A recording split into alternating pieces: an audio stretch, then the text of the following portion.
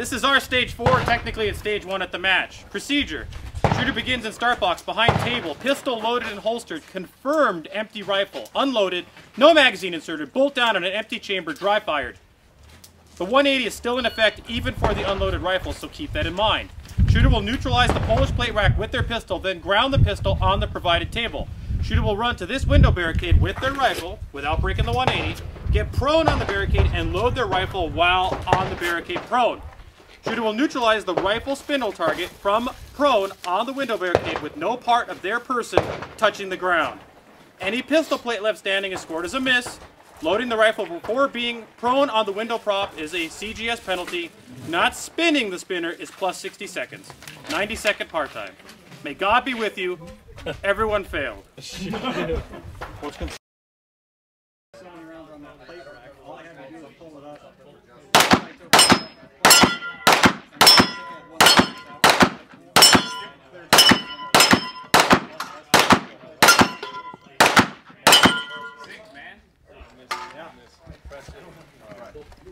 Militaristic.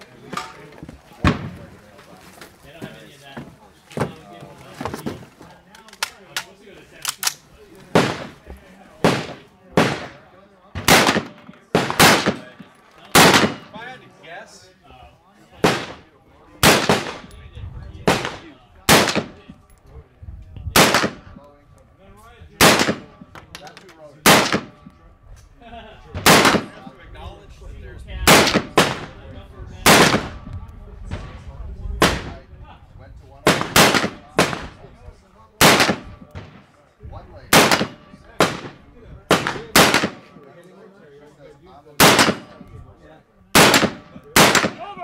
both eyes open. Nice! Clear. If I close one, I hit.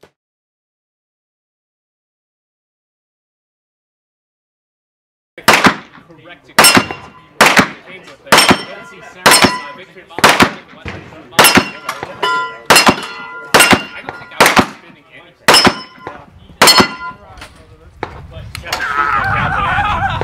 I'm sorry! He's got a gun, he's on the roof!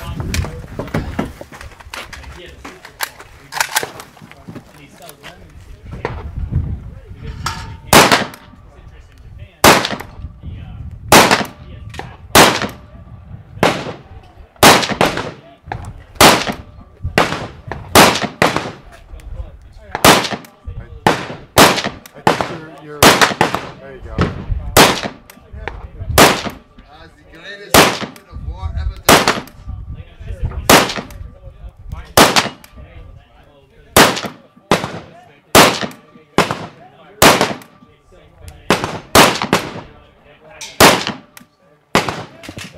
I can't see this thing. Now, I can't even tell if it hits on. Hi. Hi. No, it doesn't make sense at all. Is why. Yeah. All right. Well, it's per customer per day. It's like. Oh, That's okay. it.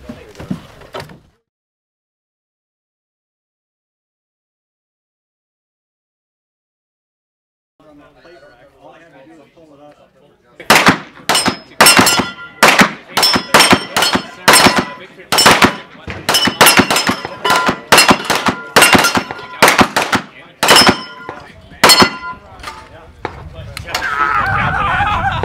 I'm sorry! He's got a gun, he's on the roof!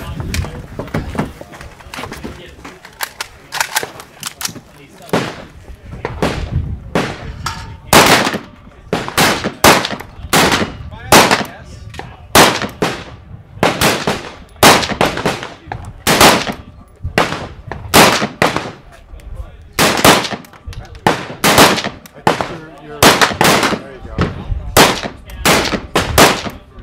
Greatest weapon of war ever done.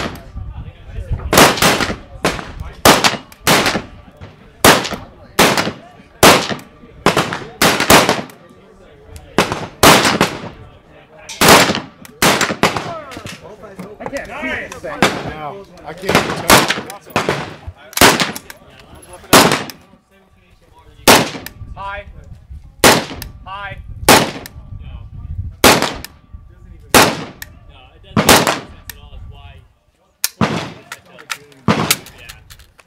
Alright. Well, it's per customer per day. It's like, Fuck, That's okay. it.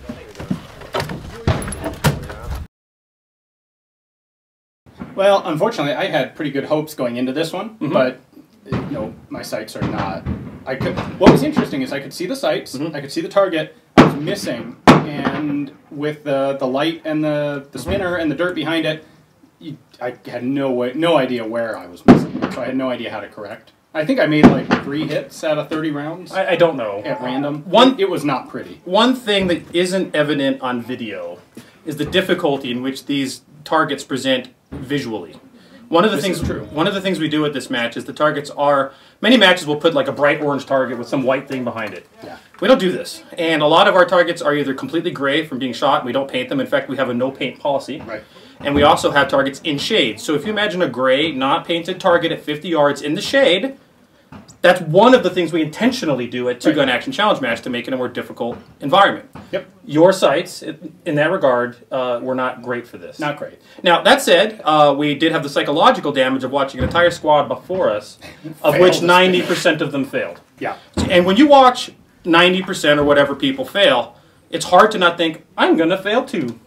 But you got to keep that out of your mind, and you just got to move forward. I think what we see here is primarily an example of one of those situations where the aperture sight on an AR really is an advantage over an open notch sight like an AK. I don't know if you're watching the whole series. If you watch yesterday's video, or I shouldn't say yesterday's, the video before this one, the stage 3, I dumpster fired. Yeah. I put it on even worse than I did. Terrible. Literally terrible. One of the worst stages I've ever shot, I think. I put the aperture at the largest aperture setting. And by the way, I'm a nose to charging handle guy. When I shoot nose to charging handle. It's how I indexed in high power. I pick up an AR, naturally go to nose to charging handle, which with the standard aperture sight works great. Yep. At that full size aperture, it was a disaster. It was like shooting a shotgun beam. So I went back to the standard aperture and I don't know that I smoked it, but I spun the spinner pretty effortlessly. Yeah. It's an interesting stage. Most people failed, so you're not in the minority. No, you're not in the majority. You're in the majority.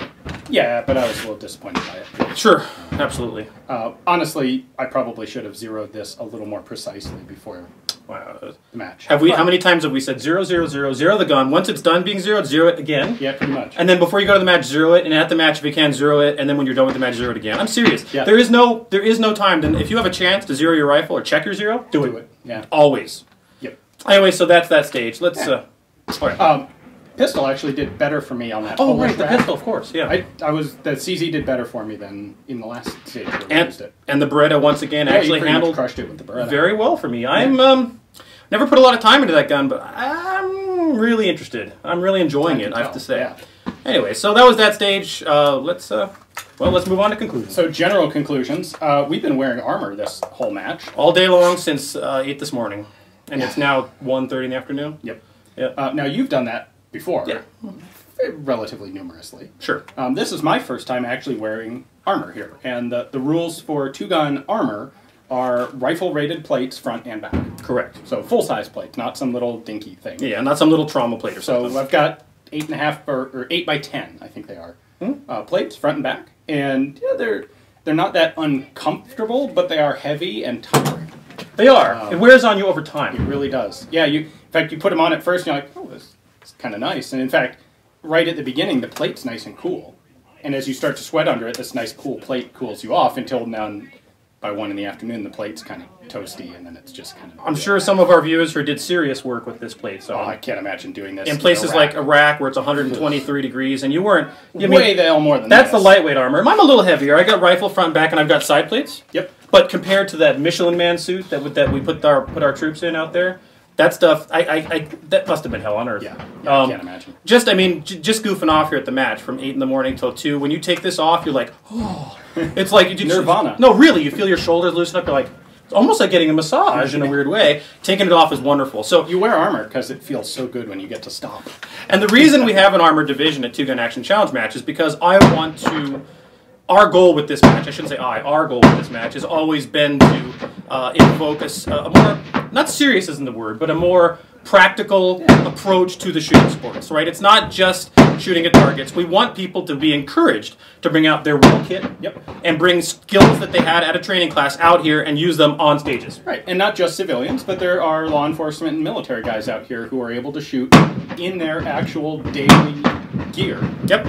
Because we actually get the special category for it. We generally get a lot of BORTAC, which is Border Patrol. We're down here in that part of the world. They come out here in their full thing, and they got all the radio, and you know what? That's awesome, and the reason that stage exists is for that. No matter what you say about your ego, we all have it.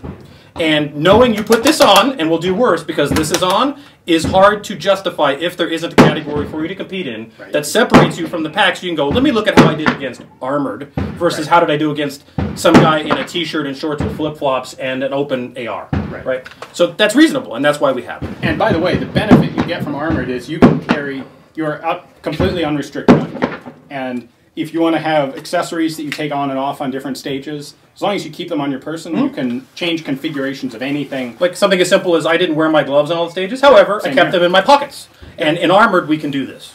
You could put a bipod on or off. You could put a, do different optics, whatever you want to do. Exactly. Because you're wearing this stuff. While we're on the armored kick, we'll get to the summary of the match in general. What'd you think of this? Is our first. This is my first time using. I've used bump helmets before. This is my first time using a ballistic fast helmet. Again, this is from Hardhead Veterans. They sent it to us. We just got it yesterday. What was your thoughts on this today? It's kind of interesting in that you don't really notice it's there. I know. It's pretty cool. That acts like a bump helmet. It doesn't feel like. I mean, this is armor, and you're not going to mistake it. That thing, you could easily mistake that for just a bump helmet. And being ballistic and rated for shrapnel and or pistol rounds, or I mean, God forbid, maybe even a deflected rifle round, this thing is serious. This is real protective equipment. And I have to admit, I had the same experience. I wore this for every stage today. I think every one. And the pill I wear on. No, I did. I wore it on all stages. You wore it on all of them. I forgot it on one. The truth is, you forgot it because you forgot when you're. It's heavy. It's on there. I mean, when I take it off, you can notice it's gone. But right now, the way it's literally doesn't interfere. If you adjust it right and have the straps right, it's really out of the way. Yeah. And boy, let me tell you, that is 1,000% different than any other helmet I've ever worn, including old USPAS GT helmets. Those things get in your way. The nape of your neck, it bumps. It falls. Really? It tends to fall down in front of your eyes. Is it really better than your 1916 Stahlhelm? It is better than the 1916 Stahlhelm. Yes, absolutely. Oh, right. Wow. So interesting, and we're going to do more about the helmet, but I just wanted to throw that out there because so far our experience has been very positive. Yeah. And we're going to do more with it. We're going to put some lights on it and, get some Peltors on here and kind of Gucci this thing out. But it's a pretty cool kit. It is. We'll get into that deeper. Yeah. Let's talk about the match in general. What's our summary? AK versus AR. Well, the AR wins. It does.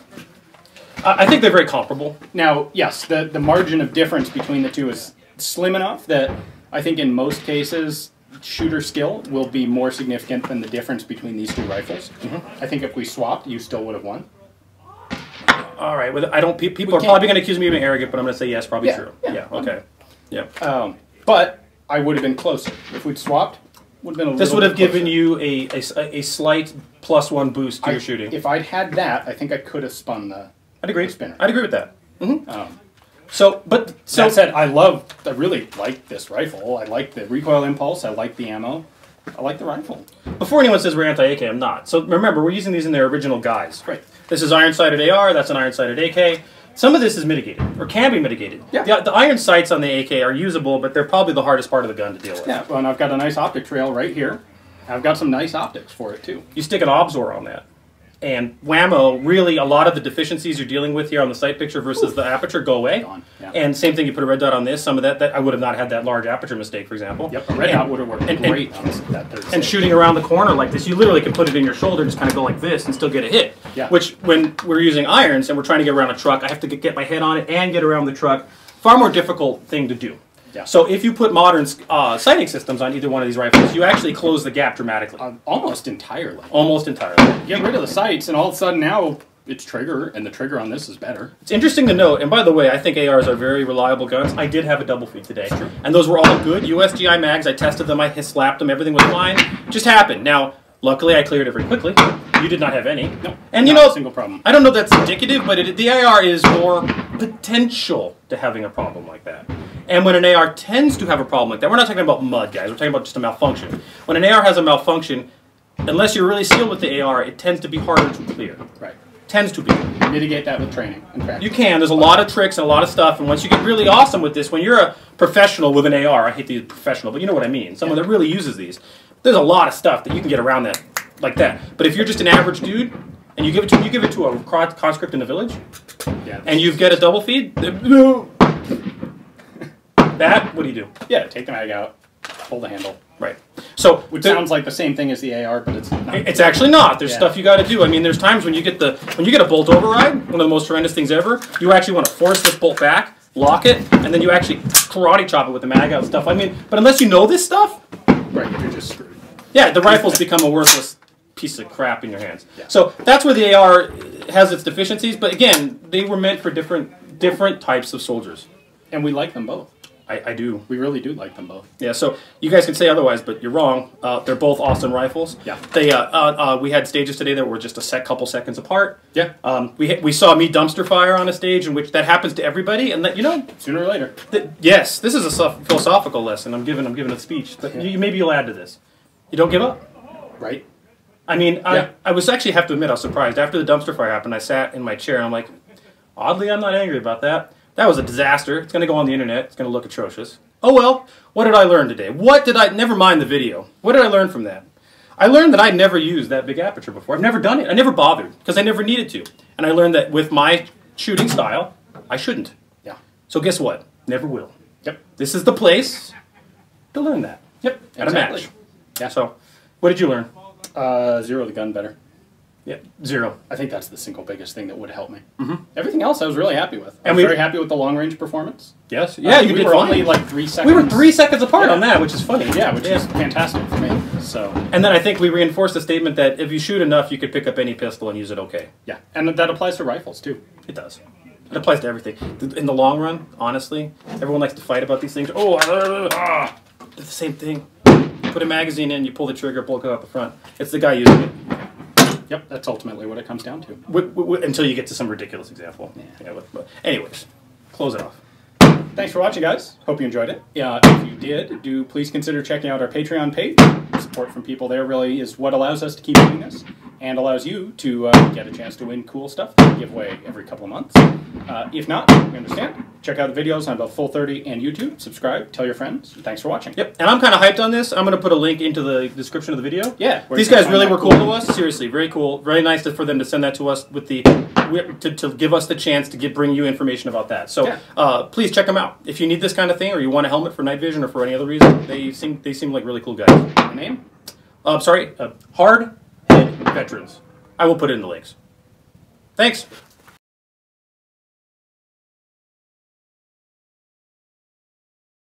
I am seriously ready to take this freaking steel off. Actually, like, without the steel, I think it's 3A from Velcro.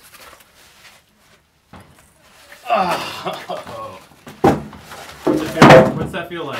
That's really nice.